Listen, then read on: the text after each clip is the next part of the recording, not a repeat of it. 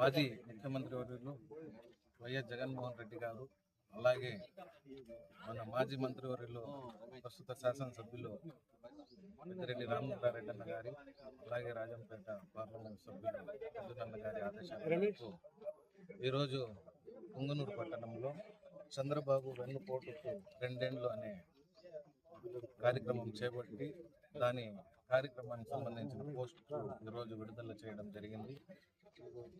కరెక్ట్గా ఎన్నో హామీలు ఇచ్చి మేనిఫెస్టోలో ప్రభుత్వాన్ని గెలిపించడం జరిగింది ఆంధ్రప్రదేశ్ ప్రజలు. దాన్ని ఇంతవరకు మేనిఫెస్టోలో ఉన్నవి చాలా వరకు అమలు చేయలేదు ఈ ప్రభుత్వం. ప్రస్తుత ముఖ్యమంత్రి చంద్రబాబు నాయుడు గారు ఎన్నో హామీలు చెప్పి ఓట్లు వేయించుకొని ప్రభుత్వం ఏర్పాటు చేయడం జరిగింది.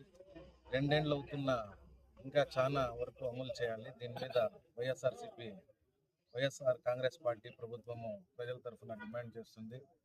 ఇందాక వెంకటరెడ్డి అని చెప్పినట్లు ఆడపిల్లలకు సహాయ నిధి కింద 1500, అలాగే నిరుద్యోగ వృత్తి 50 ఏళ్ళకి పెన్షన్ అనేసి అవన్నీ ఇంకా అమలు కాలేదు.